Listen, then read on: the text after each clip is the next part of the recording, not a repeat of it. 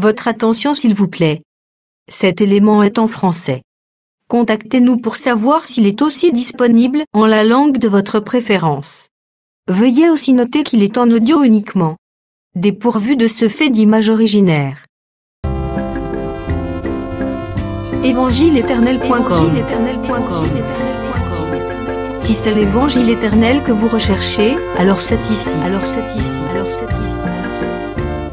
ChristEquality.com. Les cieux sont à la portée de votre main, juste par un simple clic de la souris. La rubrique Pasteur éternel. vous présente aujourd'hui l'homme de Dieu, le bien-aimé, l'apôtre Blanchard Ingela, ministre de l'Évangile éternel. Recherchez-vous les enseignements de l'apôtre Blanchard Ingela? Allez sur ChristEquality.com ou sur evangileeternel.com/blancharengala.html. Les enseignements sont disponibles en texte, audio et vidéo. Surtout, ne partez point sans souscrire à l'une de nos chaînes YouTube qui correspond à votre version linguistique.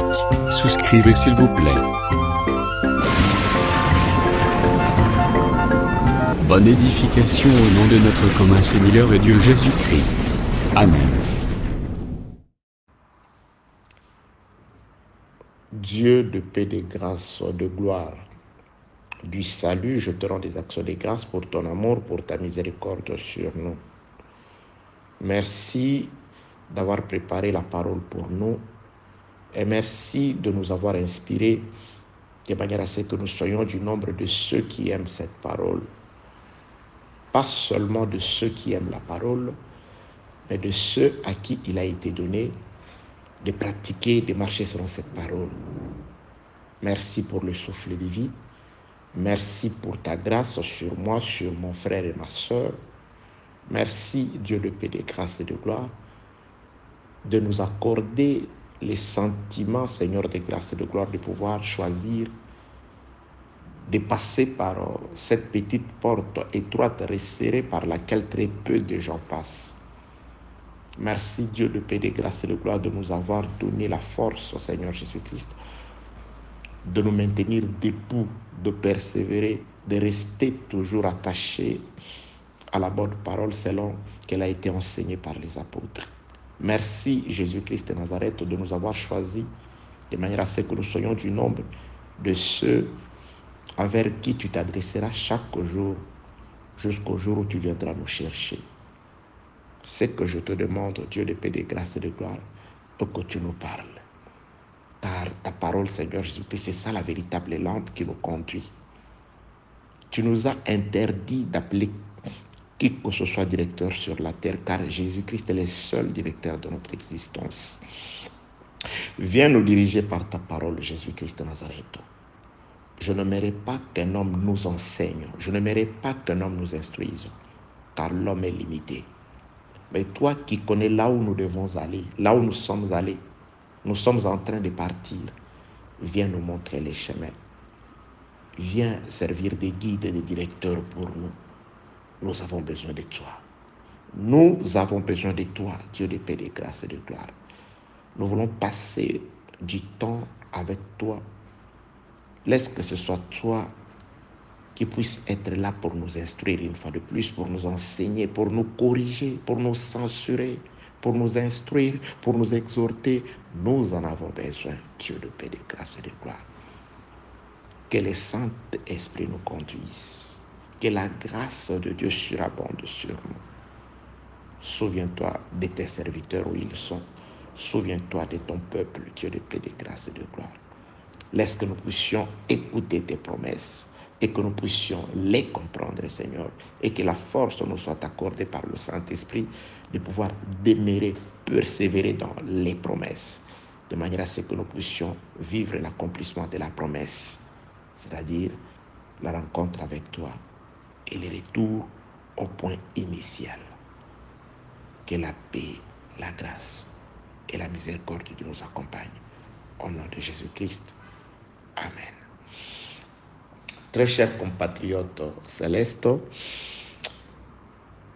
il nous a été donné, il nous a été inspiré par Dieu de pouvoir partager sur la parole de Dieu dans un thème, l'exode de bois. Depuis Tyr jusqu'à Sidon. Non. Exode de bois depuis Tyr jusqu'à Jaffo. Donc le voyage de bois, le déplacement de bois depuis la ville de Tyr jusqu'au port de Jaffo. Pour ceux qui ont l'habitude de nous suivre, ils savent que je suis en train de tenir une promesse. Je crois avoir dans des enseignements frôlés sur ce que nous allons dire sur le voyage de bois et avoir promis de pouvoir revenir sous forme d'enseignement, parler en détail sur ce qui est écrit dans le second livre des Chroniques concernant le déplacement de bois depuis le pays de Tyr jusqu'à Jérusalem en passant par les ports de Jaffo. Vous nous avez appelé, vous nous avez rappelé cette promesse. Vous faites bien de le faire toujours. Le bien-aimé nous ont appelés, nous ont écrit pour se plaindre de ces temps où nous avons passé sans nous adresser à vous à travers les enseignements. Et vraiment que Dieu vous bénisse. Cela prouve une fois de plus l'amour que vous avez, pas seulement pour nous, mais pour la parole de votre Dieu. Et je comprends par cela combien ça vous manque lorsque, et en tout cas, nous passons du temps sans pour autant vous alimenter ou nous alimenter, car il m'arrive aussi d'être alimenté quand il m'est donné de pouvoir nous parler. Que la paix, la grâce et la miséricorde de Dieu soient avec vous au nom de Jésus-Christ. L'exode de bois depuis le pays de Tyr jusqu'au port de Jaffo. Mais la destination de bois, c'est Jérusalem. Ce parcours a été tracé dans les Saintes Écritures. C'est comme ça, c'est par ce parcours que le bois devait quitter Tyr, son lieu de naissance ou sa plantation, les pays où le bois ont été plantés, la plantation, le pays où le bois était attaché à terre, la terre d'attachement de bois, depuis ce pays jusqu'à Jérusalem, mais le parcours est divisé en deux, de Tyr jusqu'à Jaffo et de Jaffo jusqu'à Jérusalem. Le frère Paul dit quelque chose, laissez-moi lire. 1 Corinthiens chapitre 10, il nous rappelle pourquoi nous allons nous mettre à parler sur le bois. Certaines personnes qui ne nous écoutent pas, ils voient tout simplement les textes ou le thème, ils disent, mais ils exagèrent aussi, et aussi ils exagèrent. Tantôt il a été avec les animaux, là c'est le voyage de bois, quoi. Il veut nous apprendre les transports maritimes internationaux ou quoi, ouais, parce que ça se fait normalement.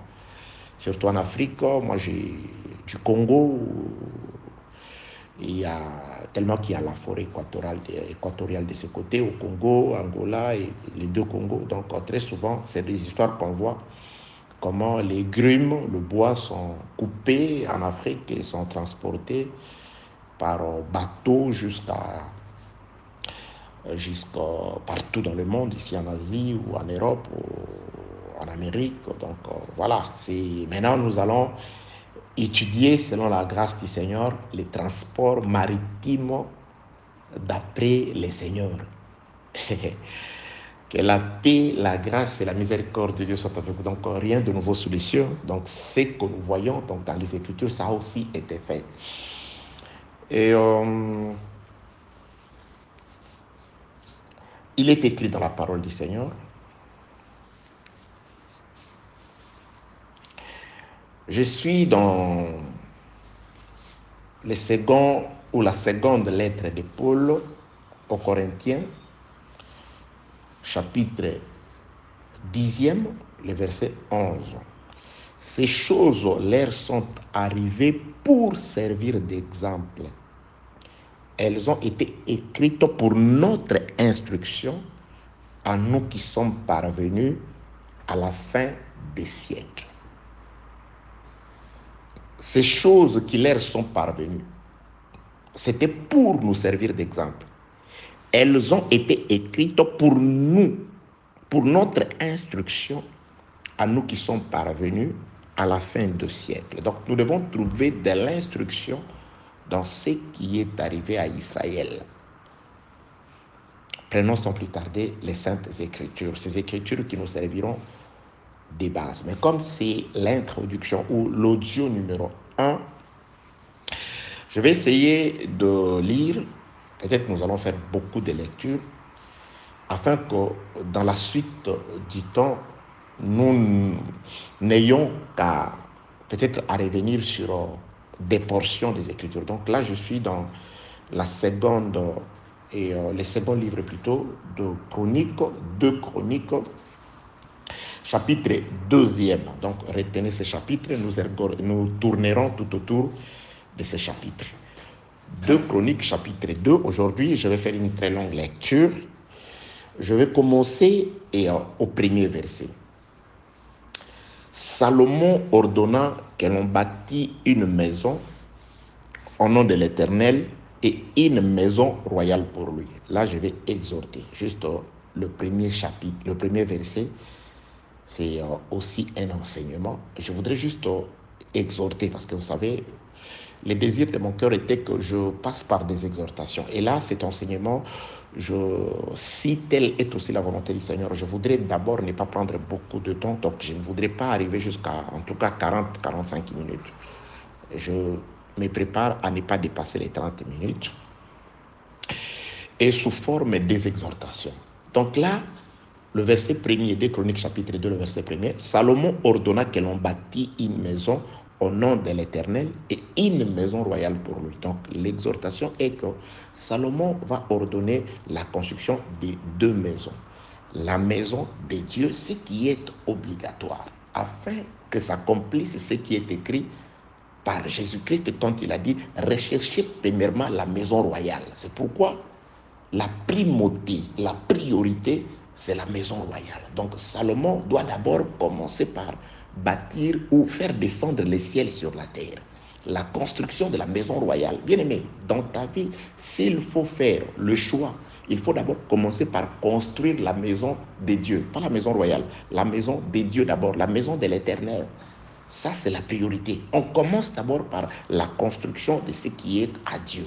C'est-à-dire, dans tout ce que tu dois faire, tu dois d'abord chercher la part de Dieu. C'est pourquoi Dieu a ordonné à Israël, les champs est pour toi, la semence est pour toi. Mais quand tu vas s'aimer, le premier fruit de la terre, ce qu'on nomme prémisse, ne t'appartient pas, ça appartient à Dieu. D'abord, il faut la part de Dieu. Bien aimé, dans tout ce que nous faisons, dans tout ce que nous allons entreprendre, d'abord, il faut commencer par construire la maison de l'Éternel.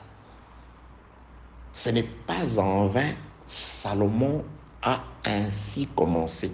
Jésus-Christ viendra expliquer cet acte en disant « Recherchez premièrement la maison de l'Éternel », c'est-à-dire « Recherchez premièrement le royaume et la justice de Dieu ». La maison royale, ta maison à toi, te sera donnée après. Donc si Salomon bâtit d'abord la maison pour Dieu, Dieu lui accordera tout ce dont il faudra pour se bâtir sa propre maison. Donc, on recherche d'abord la parole de Dieu, la part de Dieu. Que dois-je d'abord donner à Dieu? L'homme mange les restes. le premier fruit qui sort du champ, c'est la part de l'Éternel. C'est le reste qui t'appartiendra. C'est le reste, tu verras avec le reste. Mais d'abord, le prémisse, tu la portes devant l'Éternel. Tu la portes, tu le donnes à Dieu. D'abord, on doit construire une maison pour l'Éternel. Après, on bâtira sa propre maison. C'est-à-dire, on regarde d'abord la part du Seigneur. Je me rappelle de nous quand on était des enfants.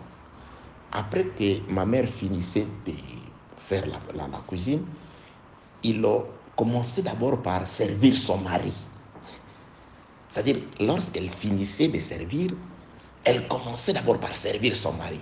Elle va d'abord chercher les assiettes, différentes de toutes les assiettes de la maison. Elle commence d'abord par servir, enlever la part de son mari. C'est après qu'il servira les enfants et tout le monde à table. Que la paix, la grâce et la miséricorde de Dieu soient avec vous au nom de Jésus-Christ. C'est pourquoi Salomon commence d'abord par bâtir la maison de l'Éternel. Ensuite, il va se bâtir sa propre maison. Et je reviens aussi pour dire que quiconque bâtit la maison de l'Éternel, Dieu lui bâtira une maison. Ça veut tout simplement dire, si dans ta vie, tu t'appliques d'abord à chercher ce qui est spirituel, à marcher selon la parole de Dieu, Dieu t'accordera aussi le repos. Quand tu cherches le repos de l'Éternel, c'est-à-dire tu te fais la maison de l'Éternel, Dieu t'accordera aussi ta propre maison, c'est-à-dire le repos sur la terre.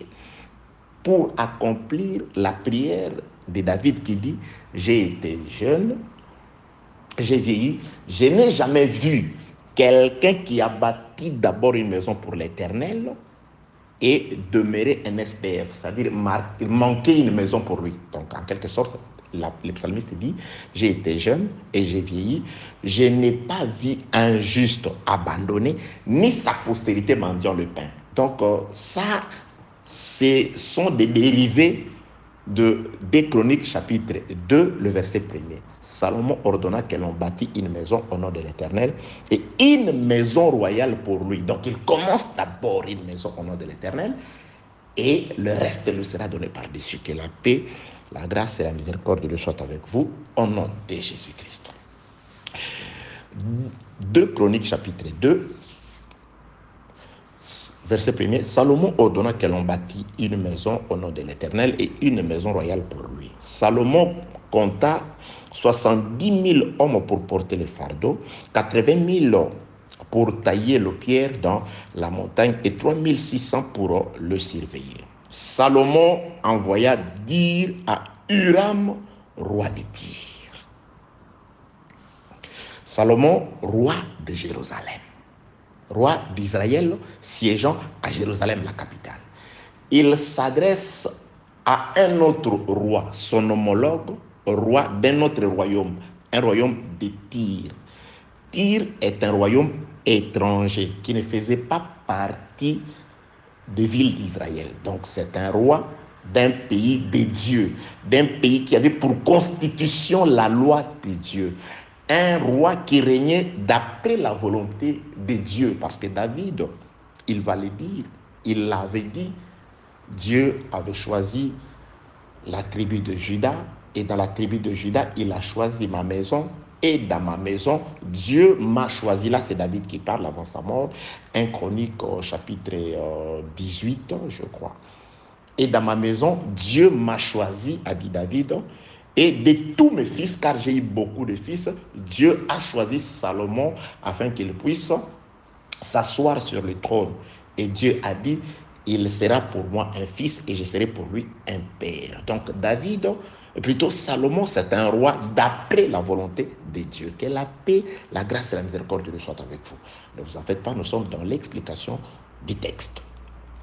C'est ce roi-là, selon la volonté de Dieu, qui règne sur le peuple de Dieu, un peuple mis à part par rapport à ce que Dieu lui avait donné. La loi, je l'ai toujours dit, la loi c'était la lampe d'Israël. C'était la loi qui différenciait Israël des restes des nations. Les Israélites ne mangeaient pas n'importe quoi par rapport à la loi. Les Israélites ne s'habillaient pas n'importe comment par rapport à la loi. Les Israélites ne travaillaient pas n'importe comment par rapport à la loi. Les champs israélites étaient différents des autres champs par rapport à la loi. Les Israélites traitaient leurs enfants, ils leur faisaient la circoncision le 8e jour d'après la loi. Donc la loi, c'était les guides du peuple. La loi, c'était tout pour le peuple. Que la paix, la grâce et la miséricorde de Dieu soient avec vous au nom de Jésus-Christ. Je continue dans la lecture. Verset 3e. 2 Chroniques, toujours chapitre 2, le verset 3e. Salomon envoya dire à Huram, roi de Tyr: fais pour moi comme tu as fait pour David, mon père, à qui tu as envoyé des cèdres afin qu'il se bâtisse une maison d'habitation. Voici, j'élève une maison au nom de l'Éternel, mon Dieu, pour la lui consacrer. Je vais passer. Mais, alléluia, que la paix de Dieu soit avec vous au nom de Jésus-Christ. Verset 4. Voici, j'élève une maison au nom de l'Éternel, mon Dieu, pour la lui consacrer. 2, pour brûler devant lui les parfums odoriférants. 3, pour présenter continuellement les pains des propositions. 4, et pour offrir des holocaustes du matin et du soir, des sabbats, de nouvelles lunes et des fêtes de l'Éternel notre Dieu, suivant une loi perpétuelle pour Israël. Ok, je descends, je regarde ça au frais. Verset 5e. La maison que je vais bâtir doit être grande. Non. La maison que je dois bâtir doit être grande, car notre Dieu est plus grand que tous les dieux. Mais qui a le pouvoir de lui bâtir une maison, puisque les cieux et les cieux des cieux ne peuvent les contenir? Et qui suis-je pour lui bâtir une maison, si ce n'est pour brûler des parfums devant lui? Verset 7e. Envoie-moi donc un homme habile pour les ouvrages en or, en argent, en airain et en fer, en étoffe teinte en pourpre, en cramoisi et en bleu, et connaissant la sculpture, afin qu'il travaille avec les hommes habiles qui sont auprès de moi en Juda et à Jérusalem, et que David, mon père, a choisi. Alléluia. Verset 8e. Envoie-moi aussi. Voilà le thème. Exode de bois depuis Tyr jusqu'à Japhos. Verset 8e. Envoie-moi aussi du Liban des bois, 1 de cèdre, 2 de cypre, 3 de santal, car je sais que tes serviteurs s'entendent à couper le bois du Liban. Oh, donc les serviteurs du roi de Tyr, ce sont des spécialistes à couper les bois du Liban. Et c'est pourquoi, bien-aimés dans le Seigneur, je vais déjà nous dire, très chers compatriotes, il n'est pas donné à n'importe qui de couper les bois. Ça, il faut avoir une certaine licence, un certificat. Parce que ça, c'est le roi Salomon qui écrit. Il reconnaît les talents aux Sidoniens et aux Tyriens d'être des spécialistes. David comme Salomon pouvait dire, c'est facile. Ce n'est pas facile, dans le Seigneur. Mais il faut une spécialisation pour être coupeur de bois, bûcheron. C'est pas tout le monde qui est coupeur du bois ou bûcheron. Non. C'est pas qui veut, on ne devient pas bûcheron qui veut. Non. Que la paix, la grâce et la miséricorde de Dieu soient avec vous. Ce sont des détails que nous aurons à exploiter pendant le temps que le Seigneur, en tout cas, nous rendra disponibles devant vous. Que la paix, la grâce et la miséricorde de Dieu soient avec vous au nom de Jésus-Christ. Verset 8e. Envoie-moi aussi du Liban des bois, des cèdres, des cypres et des sandales. Mais Salomon, il y a aussi beaucoup d'autres. Pourquoi pas les sycomores? Pourquoi pas il y en a beaucoup. Pourquoi pas le bois noir congolais? Pourquoi seulement 3? Pourquoi seulement les cypres, le cèdre et les sandales? Pourquoi seulement? Qu'est-ce qu'ils ont de plus que les autres bois, pour que ce soit seulement eux qui soient choisis. Et dans la forêt, il y en a plusieurs. Salomon, alléluia. Bien-aimés dans les seigneurs, que la paix de Dieu soit avec vous au nom de Jésus-Christ. Toutes ces précisions de Salomon sont utiles. Vous allez comprendre pourquoi nous sommes en train d'insister sur le matériel, sur le travailleur, car je vais ouvrir une parenthèse.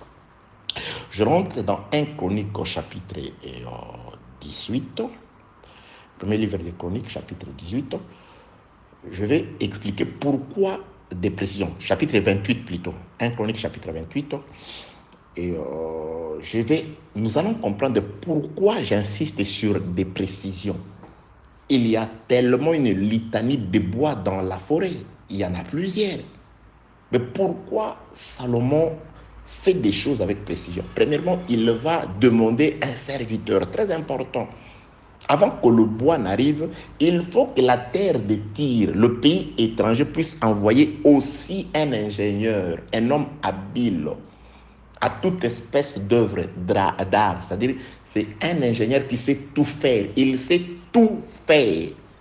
Mais cet ingénieur-là, il ne peut pas sortir de Jérusalem. Salomon, toi tu veux bâtir une maison pour l'Éternel, une maison dans laquelle même il sera interdit aux étrangers d'entrer. Mais l'ingénieur, tu le demandes, il doit venir d'un pays étranger. C'est à un roi tyrien. C'est à lui que tu vas demander de pouvoir t'envoyer un homme habile. L'homme habile, l'ingénieur, le maître d'œuvre. Celui qui sait tout faire. Il sait faire la sculpture, les œuvres d'art, en pourpre, en bois, en or. Mais il est tout un véritable savant. Y en avait-il pas de savants là-bas chez les enfants de Dieu à Jérusalem? Il faut que les savants viennent de Tyr. Mais pourquoi Salomon te dit ces choses? Et les bois, il n'y en a pas. En Israël, il n'y avait pas une forêt qui puisse vraiment fournir du bois de cèdre, les cyprès, les santales. Il n'y en avait pas, Salomon. Pourquoi faire recours dans le pays des païens où tout est souillé là-bas? Cet homme qui doit sortir, c'est un païen. Et de là, comment dirais-je, qu'est-ce que je dis? Et les bois, c'est des bois impurs. Alléluia.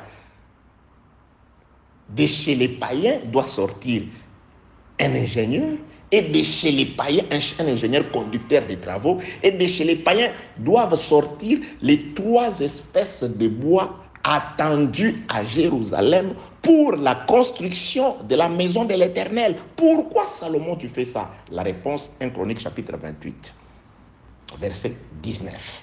Là, c'est Salomon qui parle. Et plutôt, c'est David qui parle. Je m'excuse.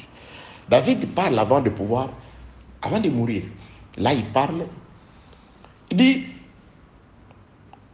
1 Chronique chapitre 28, verset 19. C'est par un écrit de sa main, dit David, que l'Éternel m'a donné l'intelligence de tout cela, de tous les ouvrages de ces modèles. Je reprends l'écriture. C'est par un écrit de sa main, dit David, que l'Éternel m'a donné l'intelligence de tout cela et de tous les ouvrages de ces modèles. Donc, c'est que Salomon fait, il l'a reçu de son père.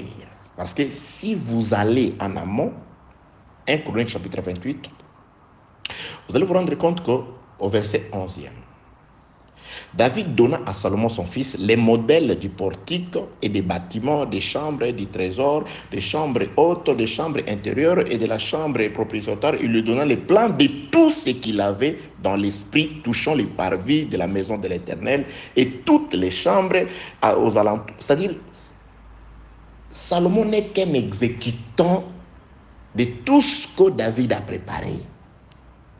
Lorsque Salomon s'élève, il s'adresse à un roi païen, à un roi de Tyr. Il commence d'abord par demander un ingénieur. Les conducteurs des travaux, l'homme habile doit venir de là. Lorsque Salomon fait il est en train de pouvoir copier, d'exécuter les ordres de son père David. Et David, lui aussi, ces ordres-là, il ne les a pas inventés. Il dit, c'est par un écrit de sa main, dit David, que l'Éternel m'a donné l'intelligence de tout cela, de tous les ouvrages et de ses modèles. Donc, nous avons une chaîne. L'Éternel, il va écrire dans un livre sa volonté concernant la maison. Il va le donner à David. David, ne pouvant pas accomplir cette volonté parce que c'était un homme de guerre, David va charger ce qu'il a reçu de l'Éternel. Il va aussi le remettre à son fils. Donc, Salomon, c'est l'exécutant de la volonté de l'Éternel exprimée à David. Que la paix, la grâce et la miséricorde de Dieu soient avec vous au nom de Jésus-Christ. Le thème, c'est l'exode de bois depuis Tyr jusqu'à Jérusalem en passant par Jaffo. Alors nous sommes en train de comprendre, parce que ces ordres-là, il y a le territoire israélite rempli d'hommes intelligents, sages. Mais pourquoi Salomon, toi-même d'ailleurs tu es sage? Dans ta sagesse, c'est à Tyr, c'est chez le païen, c'est vers un roi païen que tu vas demander de t'envoyer l'homme habile, le conducteur des travaux pour la construction de la maison sainte de Dieu sur la terre. Un modèle qui a été dicté par Dieu à David par écrit. C'est par écrit, de sa main. Donc les temples étaient le reflet de la volonté de Dieu. Dieu a écrit. Là, c'est David qui parle. C'est par un écrit de sa main, dit David, que l'Éternel m'a donné l'intelligence. Dieu, il écrit tous les plans, il écrit les travailleurs, il écrit la façon dont les matériaux ou les matériels seront acheminés depuis Tyr jusqu'à Jaffo. C'est-à-dire, ce que nous allons étudier, c'est l'expression de la volonté de Dieu, écrite par Dieu lui-même, par sa main. Et cette expression de sa volonté remise à David, que David va remettre à Salomon et que Salomon va faire exécuter. Salomon va visibiliser la pensée de Dieu remise à l'homme de David, en quelque sorte. Jésus-Christ vient matérialiser aujourd'hui la pensée de Dieu remise à Moïse.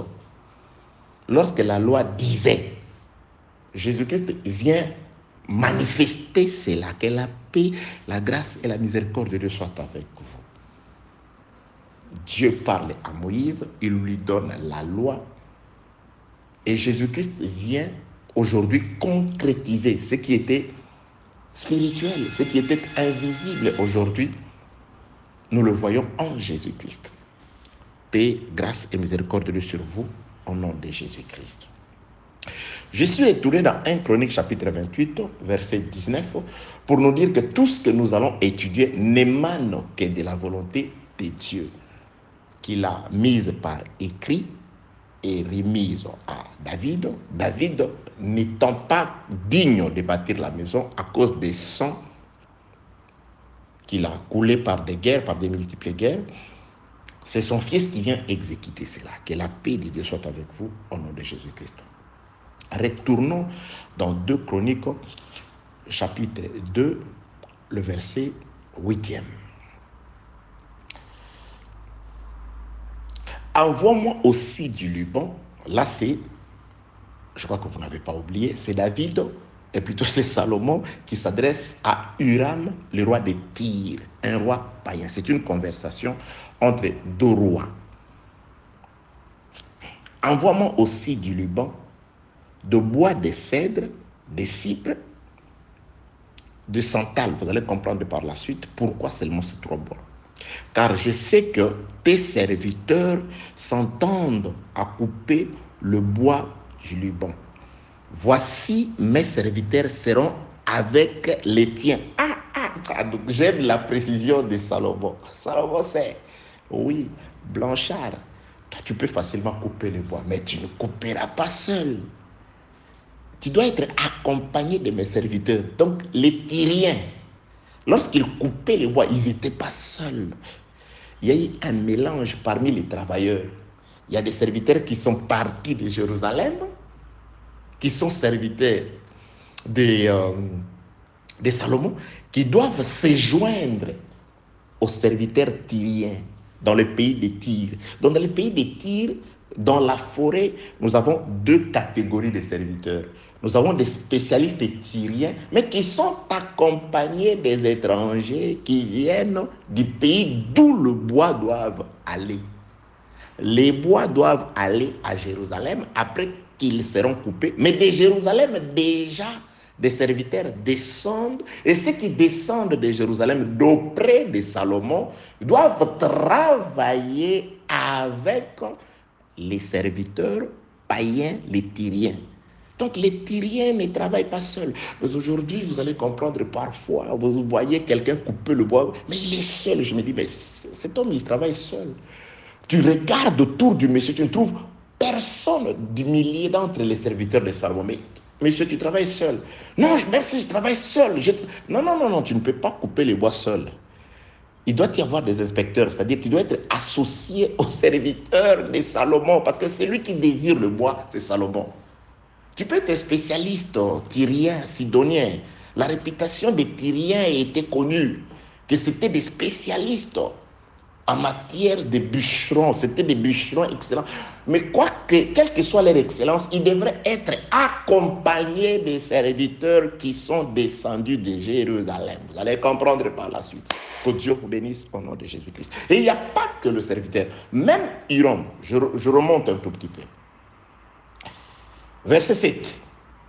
2 Chroniques chapitre 2 verset 7. Envoie-moi donc un homme habile pour les ouvrages, en or, en argent, en airain, et en fer, en étoffe, teinte en pourpre, en cramoisi et en bleu, et connaissant la sculpture, afin qu'il travaille avec les hommes habiles qui sont auprès de moi en Juda, à Jérusalem, que David, mon père, avait choisi. Même Hiram plutôt, même le serviteur, l'homme habile qui doit venir. Bien aimé, il y a toujours une association. Hiram, bon, tu vas venir de Tyr. C'est toi qui seras l'ingénieur. Parce que tu es un homme habile. Tu te connais dans la sculpture, dans l'art, comment traiter les étoffes, tailler le bois, toutes ces choses-là. Mais tu ne seras pas seul. Tu ne peux pas travailler seul. Donc, nous avons l'homme habile, l'ingénieur qui vient de Tyr, qui sera associé aux gens qui sont avec Salomon. Mais les gens qui sont avec Salomon, attention, c'est des gens qui avaient aussi travaillé avec son père, avec David. Aïe, aïe, aïe. Oui, bien aimé, c'est très important ces associations-là. Les coupeurs, les bûcherons, ils ne travaillent pas non plus seuls. Ils sont aussi accompagnés. Salomon, il insiste. Vous travaillez pour lui, mais il doit avoir ces gens à vos côtés. Tu ne travailles pas seul. Parce que c'est Salomon qui connaît l'usage de ces bois. Toi, tu travailles, tu auras ton salaire. Mais tu dois être accompagné. C'est pourquoi il y a des gens qu'on voit travailler seuls. C'est là où on comprend qu'ils n'ont pas de mandat. Ils n'ont pas été mandatés, ils n'ont pas été envoyés. Parce que si Salomon te demande de travailler, il va te faire accompagner des gens qui sortent de lui. On verra le visage des Tyriens et on verra avec toi le visage des gens qui viennent de Jérusalem. Que la paix soit avec vous au nom de Jésus-Christ. Aujourd'hui, c'est juste l'explication du texte. Je descends verset 9. Que l'on me prépare du bois en abondance, car la maison que je vais bâtir sera grande et magnifique. Je donnerai à tes serviteurs. Ça, c'est là où j'aime Salomon. Salomon, ce n'est pas quelqu'un qui fait travailler gratuitement les serviteurs, non. Quand il engage quelqu'un, quand il embauche quelqu'un pour travailler à son service, il prévoit toujours un salaire. Salomon détermine le travail, les conditions de travail, ainsi que les salaires. À moins que tu te dises, non, moi je n'aime pas ces salaires-là. Mais il définit déjà les salaires à l'avance. Verset 10. Je donnerai à tes serviteurs qui couperont, qui abattront le bois, 20 000 corps de froment foulés, 20 000 corps d'orge, 20 000 battes de vin, et 20 000 battes d'huile. Huram, roi de Tyr, répondit dans une lettre qu'il envoya à Salomon, c'est parce que l'Éternel aime son peuple qu'il t'a établi roi sur eux. Maintenant, la réponse d'Huram par rapport à la requête du roi Salomon, du roi qui règne selon la volonté de Dieu. Il a adressé une requête au roi d'un pays étranger, Tyr. Maintenant, le roi de Tyr va répondre à Salomon. Il dit, premièrement, avant toute chose, c'est parce que Dieu aime son peuple qu'il a établi Jésus-Christ sur lui. Alléluia, à Salomon. Alléluia. Verset 12e. Huram dit encore, béni soit l'Éternel, le Dieu d'Israël, qui a fait les cieux et la terre, de ce qu'il a donné au roi David un fils sage, prudent et intelligent, qui va bâtir une maison à l'Éternel et une maison royale pour lui. Vous voyez, il va bâtir une maison à l'Éternel, chercher premièrement le royaume des cieux. Et Dieu, quand il recherche premièrement le royaume des cieux, et une maison royale, une maison de repos pour lui, pour toi viendra. Approchez-vous de Dieu, a dit le frère Paul, et l'Éternel Dieu s'approchera de vous. Verset 13e. Maintenant, il répond à la requête. Je t'envoie donc un homme habile et intelligent. Voilà les païens qui doivent sortir de Tyr. Huram-Abi, voilà comment il s'appelle, Huram-Abi. Mais pour Huram-Abi, aujourd'hui, je parle des voyages, mais je peux revenir pour parler d'Huram-Abi. Huram-Abi, fils d'une femme d'entre les filles de Dan. Or, elle est chez les Tyriens, au pays des païens. Il vient comme Tyrien, comme un étranger. Mais en soi, il a les sangs israélites parce qu'en lui coule les sangs danites. Sa maman, c'est une danite de la tribu de Dan, une des filles d'Abraham, sa maman. Je t'envoie donc un homme habile et intelligent, verset 13, verset 14. Huram-Abi, fils d'une femme d'entre les filles de Dan, et d'un père tyrien. Il est habile pour les ouvrages en or, en argent, en airain et en fer, en pierre et en bois, en étoffe teinte en pourpre et en bleu, en étoffe de byssus et de carmin, et pour toute espèce de sculpture et d'objets d'art qu'on lui donne à exécuter. Il travaillera avec tes hommes habiles, avec les hommes habiles de mon Seigneur David, ton père. Oui, quelle que soit son intelligence, mais il sera accompagné toujours des hommes de David, le père de Salomon. C'est pourquoi l'homme habile, Jésus, le véritable ingénieur, conducteur des travaux, Jésus-Christ de Nazareth, quand il a travaillé, pour montrer qu'il n'était pas seul, il disait toujours, afin que s'accomplisse. N'avez-vous pas lu ce que David a dit? Afin que s'accomplisse, c'est-à-dire Jésus-Christ, dans sa marche, il disait qu'il n'était pas seul. Il avait les serviteurs de Moïse, David comme père Moïse. Jésus-Christ travaillait toujours, les prophètes étaient là. Jérémie, Ésaïe a dit pour ce peuple, Job, c'est-à-dire Jésus-Christ était là pour dire que je vais construire, mais je ne travaille pas seul. Mais ok. Maintenant que mon Seigneur David envoie, verset 15, à ses serviteurs les froment, l'orge, l'huile et le vin dont il a parlé, et nous couperons le bois du Liban autant que tu en auras besoin. Nous te les expédierons par mer en radeau jusqu'à Jaffo et tu les feras monter à Jérusalem. Verset 16, c'est ça le voyage des bois. Là, en amont, je nous ai expliqué tout ce qui va encadrer ces voyages, précéder ces voyages et encadrer ces voyages, les parcours de bois. Verset 16e, 2 Chroniques chapitre 2. Et nous couperons des bois du Liban autant que tu en auras besoin.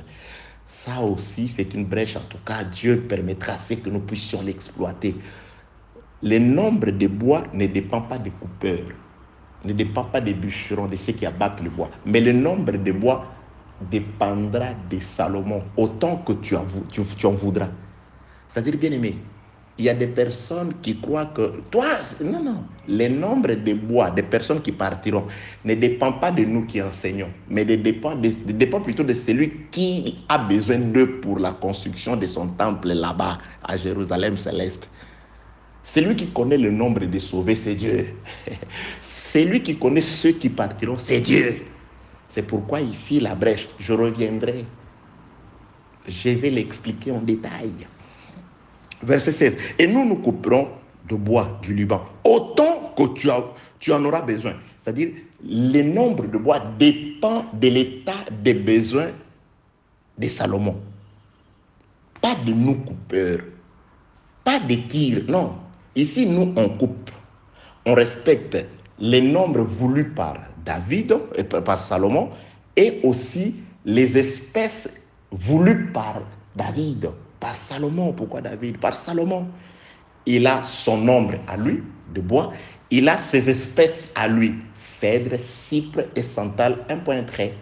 Quelle que soit ta beauté, quelle que soit la bravoure d'un autre type de bois, la hache peut te toucher par hasard. Au moment de mettre dans la mer, ça ce n'est pas le cèdre, ce n'est pas du cypre, ce n'est pas du santal, ça ne partira pas. Tu vas partir où? À Jérusalem. À Jérusalem, mais ton identité ne correspond pas avec les identités prédéfinies dans la lettre de Salomon, parce que les coupeurs travaillent avec la lettre de Salomon. Ils regardent les bois. Ça c'est là. Ça, c'est pas du cypre. Là, on ne le coupe pas. Bon, je veux juste le couper afin que ça m'aide à monter pour atteindre les cypres. Oui, il y a des gens qui viennent juste pour aider les autres. Que la paix, la grâce et la miséricorde de soit avec vous. Je dépense 45 minutes. Ok. Bien aimé dans le Seigneur, verset 16e. Et nous couperons de bois du Liban autant que tu en auras besoin. Nous te les expédierons par mer. Donc le voyage s'est fait par voie maritime. En radeau, c'est-à-dire dans un assemblage. Un radeau, c'est un assemblage de bois jusqu'à Jaffo. Jaffo, c'est les ports désirés, les ports où le travail est fini.